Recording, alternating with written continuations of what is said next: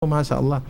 Ito yung isang katangian ng mga, kaya nga ito sinasabi natin sa ating mga kapatid na dapat magkaroon ng sakripisyo. Of course, doon sa pagpaparating ng mensahe ng Islam ay naririyan din ang sakripisyo.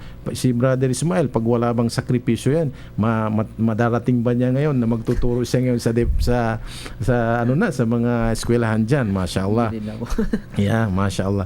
At meron pa rin tayong Qadirul Al-Kasbi. Ito yung ang isang Muslim ay kailangan maghanap buhay, magsikap siya sa pamamaraang maganda, sa pamamaraang nagpawis siya, nagbanat buto siya, hindi siya nanluloko sa tao, manlalamang or para magkaroon ng pera, para mapakain sa pamilya. Hindi po ganun. Dapat ang isang Muslim kailangan maghirap sa pamamaraan na maganda, marangal, hindi sa pamamaraan na bawal.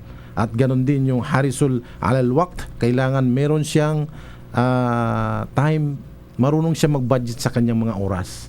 Hindi ngunit binigyan tayo ng Allah ng 24 hours na kung gagastahin natin ang ating oras sa paghahanap buhay, doon na lamang. Yung iba nga halos hindi na natutulog eh. Sa gabi nagbibilang ng pera dahil sa marami siyang biyaya na nakukuha sa araw.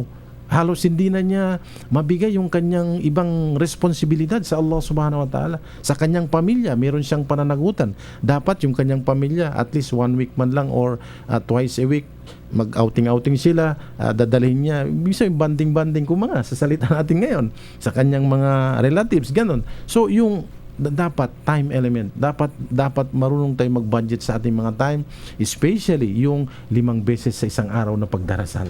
Dapat ma-budget talaga yun dahil marami sa ating mga kamusliman ngayon, mga kapatiran, na medyo lax, hindi nila minsan nakukumpleto ang pagsasala o pagdarasal ng 5 beses sa isang araw. Minsan 3.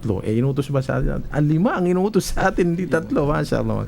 So ang huli, ito yung tinatawag natin, yung panghuli na dapat magkaroon ng ang isang Muslim, yung nafi'ul aligayri, yung magiging blessing siya sa ibang mga tao o sa kanyang mga kapaligiran, hindi lang sa mga tao. Dapat magiging kapakipakinabang siya. Yung turo sa Islam, magiging hindi tayo dapat magiging pessimistic.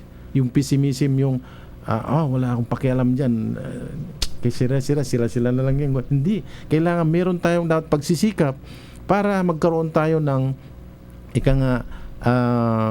magkaroon tayo ng mobilization, magkaroon tayo ng effort para makinabang naman yung ibang tao sa atin, makinabang yung ibon sa atin, makinabang yung kahoy sa atin sa pamanong pamaraan. Yung alaga natin ng kahoy para magbunga, para makain ng ibon. Tutulungan natin yung mga tao kahit sa pamamaraan hindi man natin mabigyan direktamente ng pera or salapi. Sa ibang mga pamamaraan dapat may makinabang sa atin para itong development sa ating komunidad ay maganda. Ganun ang Islamic community. Masya Allah, yun yung tinatawag natin na ang isang Muslim na dapat magkaroon ng magandang pag-ugali, especially sa ating pinag-usapan ngayon na dapat siya magkaroon ng pag-ugali at pagrespeto, magandang respeto, magandang pag-ugali at respeto sa kanyang mga magulang. Pagka si Brother Ismail ay merong gustong idagdag, inshallah Brad, kahit Brad, inshallah meron na lamang tayong 10 minutes sa ating programa. Kung meron kang i-plug mga announcement or anuman or advice sa ating mga kapatid tungkol sa pag-aaral or what, inshallah. Inshallah po, napakaganda po ng narinig natin. Talagang sabihin ko siguro kaabang-abang makinig sa ganitong oras sa radio station natin dahil napakaraming natututunan sa mga ibinibigay ni Brother Kamar na mga lecture. Alhamdulillah po, Masya Allah. Napakaganda nung nabanggit niya na kinakailangan nating maging isa sa mga nabanggit niya yung nafiya on ni ghairihi, maging malaki ang tulong natin sa ating sa mga taong nakapaligid sa atin. So ito po ay isang napakagandang gawain ng isang mananampalatayang Muslim kasi ito po ay papasok sa tinatawag natin na way ng pagdadawa o pag-iimbita sa reliyong Islam. Kasi sa panahon po natin ngayon, kagaya ng pangalan ng ating radio station ngayon ay Islamic Awareness. Sa pagkakatanda ko po, sa panahon natin ngayon ay napakaraming pamamaraan upang mapaabot natin kung paano tayo magiging kapaki-pakinabang sa ating kapwa-tao, lalo na po sa mga kapatid natin sa Islam. At isa ito sa ginagawa ni Brother Kamar, ang pagpapaabot sa ating mga kapatid ng kaalamang Islam na insyaallah na magagamit natin upang kung madagdagan ang ating pananampalataya at maituwid ang ating pamumuhay bilang mga mananampalatayang Muslim. So kasama na po dyan yung pagdadawa na nating ginagawa.